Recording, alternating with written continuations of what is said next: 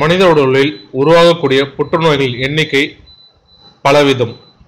பலவித நோய்கள் மனித உடலில் உண்டாக்கினாலும் ஏனோ புற்றுநோய் மற்றும் சற்று அபாயம் நிறைந்ததாக உள்ளன. புற்றுநோய் பாதிப்புக்கு ஆண்டுதோறும் பலாயிரம் மக்கள் உயிரை பறிகொடுக்கின்றனர். புற்றுநோய் ஒவ்வொரு வயதினருக்கும் வேறுபாடுடன் வரக்கூடும். குழந்தைகளுக்கு ஒரு விதமாகவும், இளம் வயதினருக்கு ஒரு விதமாகவும், வயதானவர்களுக்கு வேறு விதமாகவும் உருவாகும். பல வகையான புற்றுநோய்கள் இருந்தாலும் தற்போது பலராலும் பேசப்பட்டு வரக்கூடிய பெருங்குடல் புற்றுநோய் அறிகுறியும் அதனால் ஏற்படக்கூடிய பாதிப்பும் மிகவும் மோசமானது. காரணம், இதன் அறிகுறி ஆரம்ப நிலையில் தென்படாது. உயிரை முழுவதுமாக உறிஞ்சிய பின்னரே இந்த வகை புற்றுநோய் செல்கள் நம் உடலில் குடியுள்ளது என்பதே தெரியும். ஆனால் இதனை ஒருவித பழத்தோலையும் விதையும் வைத்தே நம்மால் தடுக்க இயலும். இது நாம் மிகவும் பயன்படுத்தி வந்த பழம் தற்போது ஒதுக்கி வைக்கப்பட்டுள்ள பழம் என்றும் கூறலாம். பெருங்குடலில் உருவாகக்கூடிய இந்த வகை புற்றுநோய்களை தடுக்க என்னென்ன வழிகள், அதன் அறிகுறிகள் என்ன என்பதை விரிவாக பார்க்கலாம். பெருங்குடல் புற்றுநோயில் செல்கள் உருவாவதற்கான சில அறிகுறிகள் உள்ளன. மலச்சிக்கல் ஏற்படுதல், மலத்தில் இரத்தம் வடிதல், அடிவயிற்றில் அடிக்கடி வலி உண்டாகுதல், பசியின்மை, உடல் எடை திடீரென குறைதல், கருமையான நேரத்தில் மலம் கழித்தல். இது எல்லாமே நம்ம சாதாரணமான அறிகுறிகள் தான்.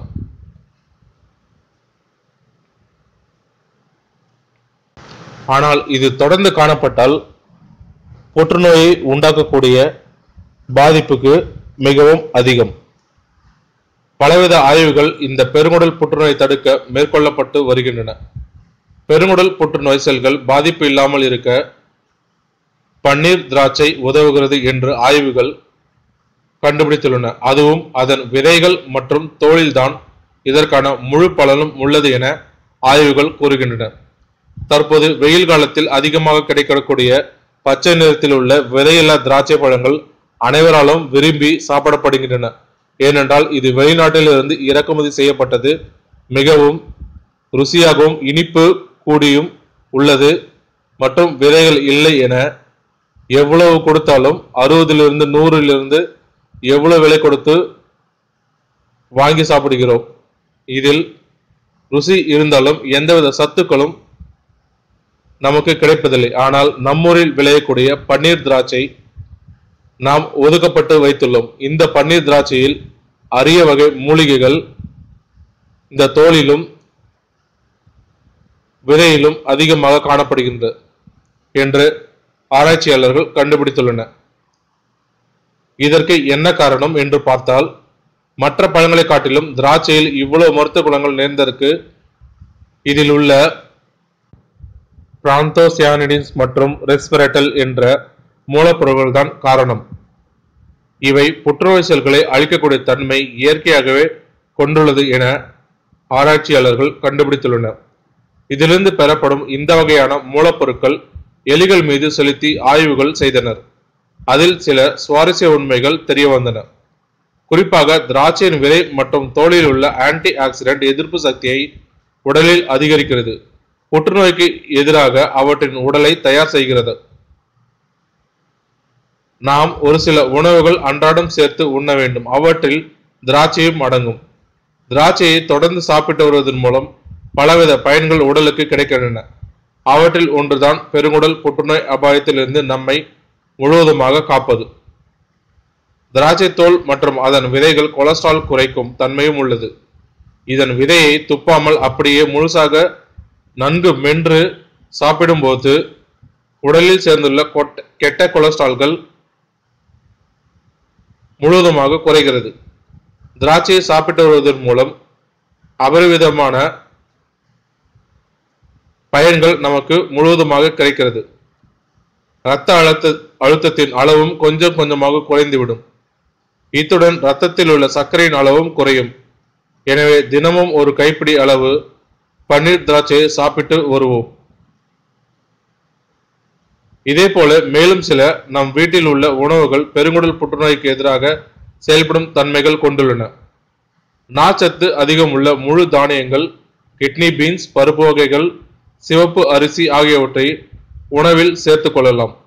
மேலும் பச்சை காய்கறிகள், பால் பொருட்கள் ஆகியவற்றையும் நாம் சேர்த்துக் கொள்ளலாம். என்னென்ன உணவுகளை தவிர்க்க வேண்டும்? பொதுவாக புற்றுநோய் ஏற்படக்கூடிய சில முக்கிய உணவுகளை நாம் தொட்டு கூட பார்க்கக்கூடாது. குறிப்பாக பதப்படுத்தப்பட்ட உணவுகள், அதிகமாக காஃபி, இறைச்சி, செயற்கை நிறமூட்டக்கூடிய அதிகம் கலந்த உணவுகள் முதலியவற்றை நாம் முழுவதுமாக தவிர்க்க வேண்டும். இந்த பன்னீர் திராட்சை, கருப்பு விதை உள்ள திராட்சையை வாங்கியவுடன் அப்படியே சாப்பிடக்கூடாது. இதை தண்ணீரில் நன்கு கழுவி உப்பு நீரில் சிறிது மஞ்சள் தூவி ஊற வைத்து ஒரு நாள் முழுவதும், அதாவது இரவு முழுவதும் கல்லுப்பு சிறிது போட்டு மஞ்சத்தூளும் சிறிது போட்டு அதில் நீர் விட்டு நன்கு மூழ்கி ஒரு நாள் இரவு முழுவதும் ஊற வைத்த பின் மறுநாளில் அதை நன்கு கழுவி சுத்தப்படுத்தி பிறகுதான் சாப்பிட வேண்டும். இதை எப்படி சுத்தம் செய்வது என்பதை விரிவாக பார்க்கலாம் வாங்க. திராட்சையை வாங்கினதும் அதில் பார்த்தீங்கன்னா வெள்ளை நிறத்தில் காணப்படும். திராட்சை முழுவதும் இதில் இருக்கும். இது பன்னீர் திராட்சை மட்டும் இருக்கும்னு இல்லை, எந்த வகையான திராட்சை வாங்கினாலும் அதில் வெள்ளை நிறத்தில் ஒரு திரவம் படிஞ்சிருக்கும். பச்சை திராட்சையில் அந்த அளவுக்கு தெரியாது இந்த வெள்ளை நிறமானது. ஆனால் கருப்பு திராட்சை நீங்கள் வாங்கும் பொழுது அதன் மேல் படிந்திருக்கும் வெள்ளை நிறமானது தெரியும். நீங்கள் இந்த படத்திலே நல்லாவே பார்க்கலாம். திராட்சை முழுவதும் வெள்ளை நிறத்தில் திரவம் படிந்திருக்கிறத. இதை எத்தனை தடவை நீங்கள் தண்ணியில் கழுவினாலும் இந்த வெள்ளை நிற திரவமானது போகாது, தொடச்சா மட்டும்தான் போகும். அப்படி ஒவ்வொரு திராட்சையாக நாம் இதை துடைக்கவும் முடியாது. அதனால் திராட்சை வாங்கினதும் ஒரு தடவை நல்லா அலசிடுங்க தண்ணியில். ஒரு தடவை நல்லா தண்ணியில் அலசினதும் அதில் சிறிதளவு கல்லுப்பும் மஞ்சத்தூளும் போடணும். இந்த மஞ்சத்தூளுன்றது கடைகளில் பேக்கெட்டில் அடைக்கப்பட்ட மஞ்சத்தூள் கிடையாது. நாங்கள் பயன்படுத்துறது விரலி மஞ்சள். விரலி மஞ்சள் வாங்கி மிஷினில் கொடுத்து அரைச்சிக்கலாம். அப்படி இல்லைன்னா பேக்கெட் மஞ்சத்தூள் தான் நம்ம பயன்படுத்தணும், வேறு வழி கிடையாது. பேக்கெட் மஞ்சத்தூள் ஏன் வேணான்னா இதில் மஞ்சத்தூள் கெடாமல் இருக்கவும் பூச்சிகள் சேராமல் இருக்கவும் சில ரசாயனங்கள் இதில் கலக்கப்பட பண்ணுறாங்க. அதனால தான் பாக்கெட்டில் இருக்கிற மஞ்சத்தூள் பயன்படுத்துறதை விட நாமளே அரைச்சி பயன்படுத்தலான்னு சொல்கிறோம். இந்த கல்லுப்பும் மஞ்சத்தூளும் போட்டு கல்லுப்பு நல்லா கரையிற மாதிரி அளவுக்கு நல்லா கலக்கி விடுங்க. கலக்கி விட்டதும் இது நல்லா ஊறணும். குறைந்தது 4 அல்லது 6 மணி நேரமாவது இந்த மாதிரி தண்ணியில் நல்லா ஊறணும். மஞ்சத்தூளும் கல்லுப்பும் கலக்கப்பட்ட இந்த தண்ணியில் நல்லா ஊறணும். அல்லது இரவு படுக்க போகும் முன்ன இந்த மாதிரி பண்ணிட்டு இரவு முழுவதும் அப்படியே விட்டுடுங்க. காலையில் பார்த்தீங்கன்னா உங்களுக்கே தெரியும், அதிலிருந்து அழுக்குகளும் திரவங்களும் சிலது வந்துட்டு இருக்கும். இப்போ அந்த தண்ணியை ஒரு தடவை நல்லா கலக்கிட்டு கீழே ஊற்றிடுங்க. அந்த தண்ணியை ஊற்றினதும் மீண்டும் ஒரு தடவைக்கு 2 முறை நன்கு அலசிடுங்க. இப்படி ஒரு தடவைக்கு 2 முறை நல்லா தண்ணியில் அலசுறதுனால அதில் படிஞ்சிருந்த வெள்ளை நிறத்திலான திரவம் எதுவும் நம்மளுக்கு இருக்காது. நீங்கள் ஊற வைக்கிறதுக்கு முன்னாடி எப்படி வெள்ளை திரவமாக படிஞ்சிருந்தது, ஆனால் இந்த மாதிரி மஞ்சத்தூள் உப்பு நீரில் இரவு முழுவதும் ஊற வைத்து நல்லா 1க்கு 2 முறை அலசுறதுனால அதில் இருக்கிற வெள்ளை திரவம் எல்லாமே முழுவதுமாக நீக்கப்பட்டு நல்லா சுத்தமாயிடுச்சு. இதுக்கப்புறம் நீங்கள் இந்த திராட்சையை சாப்பிடலாம். இப்படி சாப்பிட்றதுனால அதிகமான பலன்களும் எந்தவித பக்க விளைவுகளும் உங்களுக்கு வராது.